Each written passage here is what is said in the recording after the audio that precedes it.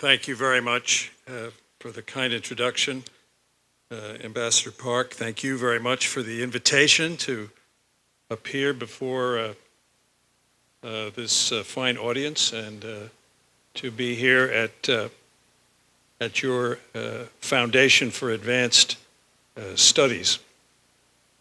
Well, I'd like to talk about a number of points related to the United States-Korea relationship. But before I do that, perhaps I could talk a little bit about the situation in the United States since President Trump has been elected and address the question of what impact has his election had on United States national security policy. And the reason I mention this issue is that during his campaign, Mr. Trump's rhetoric tended to be dismissive of alliances, including, in fact, our alliance with the Republic of Korea and the country of Japan as well. But since the administration has taken office, the situation in regard to Mr. Trump's attitudes towards alliances would appear to have normalized. And in more recent times, I think he has quite strongly reaffirmed our alliances both in Western Europe and in the East Asia Pacific region, and especially in regard to the United States ROK alliance. And consistent with this evolution of Mr. Trump's thinking, there have been visits to Seoul by our Secretary of Defense, General Mattis, and the Secretary of State, Mr. Rex Tillerson, and also, importantly, and by the Vice President of the United States, and also, as Ambassador Park mentioned, there was the summit that took place between President Trump and President Moon Jae-in. And what I think is particularly interesting about the fact of that meeting is that it took place barely a month after President Moon has taken office. So I would characterize that as a rather rapid reaffirmation of the alliance relationship. So that brings me to my second point, which is to say that I think the United States Republic of Korea alliance really is as strong as it ever has been. We are, as has the phrase which has been used a number of times, a battle-tested alliance, which was forged by war and then brought closer. I think the alliance has been brought closer by decades of peace and prosperity. So that over the years our ties have deepened and expanded.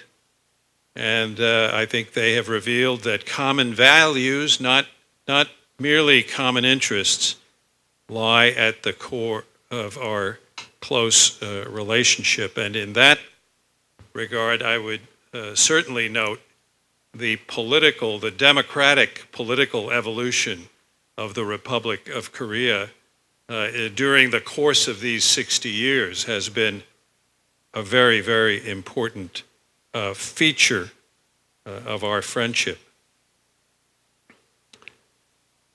The third point I would make, and it's of course related to our alliance as well, has been Korea's astounding economic growth. Per capita income in post-war Korea was less than $100 a year. Today, it has increased astronomically. I think that, if memory serves me correctly, General Eisenhower said, or it was perhaps MacArthur, that it would take 100 years for Korea to reach the economic status of other countries in the world, and Western countries in particular.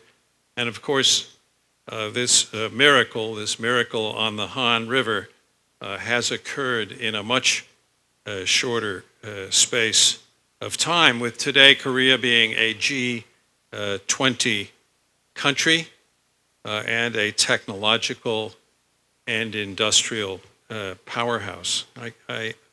Every time I travel to Asia, and during the time that I was in the government, I could not help but be impressed by the constant, continuous rate of progress of the Korean economy. And I think one of the things that always struck me the most was the degree to which Korean business interests and business people had spread throughout the Asia-Pacific region, so that there were, I think, something more than 500,000 Korean businessmen living in Beijing, and there was a time during which South Korea was the single largest foreign direct investor in the country of Vietnam. I don't know if that's true at this particular moment, but the degree of participation of South Korea in the economies of the region has been very, very impressive indeed.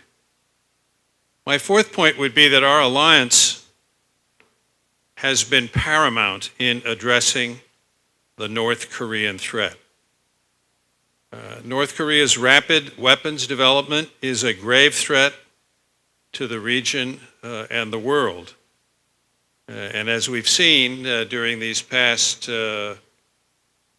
more than 20 years, almost 23 years, the North Korea's nuclear program, while there have been occasional pauses in its development, has basically grown progressively to the point today where they have significant launch capabilities for weaponization, and of course they've now long mastered the fuel cycle and have ample fissionable material at their disposal.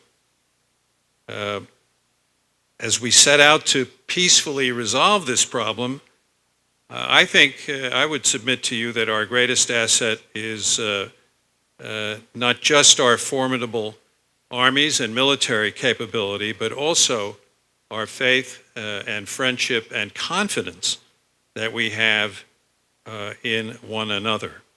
And I think that one of the most pivotal elements, if not the most pivotal element of any strategy for dealing with North Korea, is harmony between Seoul and Washington, D.C. And I think to this end, the Moon and Trump governments have gotten off to a very good start and are working very closely together. So my fifth point would be to ask, what are we doing now to address this question of security posed by North Korea? I would say that what we're doing is presenting the North with a stark choice, one that couples denuclearization and a bright future on the one hand with the alternative, which would be continued provocation and prolonged isolation. We are trying to precipitate the negotiating process using a carefully orchestrated application of pressure on the one hand and engagement on the other. So the question arises then as to what it is that we should do in the road ahead. I think one of the first points is that we need to have all the key regional players represented in any solution. North and South Korea, of course, Japan, Russia, China, the United States. Essentially, the countries that were members of the six-party talks that took place in recent years. And I think that the six-party format or something like that has much to commend it in terms of assuring that all the most important regional interests are involved. There will come a time when we're going to have to double down on diplomacy, because it's probably through diplomacy that we have the only way to find a solution to this difficult problem. I think we need to approach dialogue as a means to solving problems rather than as a reward for good behavior. Dialogue is simply a means to an end to address the problems posed, the security problems that we confront here on the peninsula. And I think that neither the United States nor South Korea should shy away from bilateral talks with North Korea. So my final point would be that we owe nothing less than our most determined posture and our most audacious efforts to peacefully resolve what has become the most pressing security challenge of our time. I think we have reason to take heart in the face of this daunting task. I think that the United States ROK alliance has grown much more resilient over time, and I think on the strength of that alliance and working together, we will ultimately be able to deal with these very difficult challenges. Thank you very much.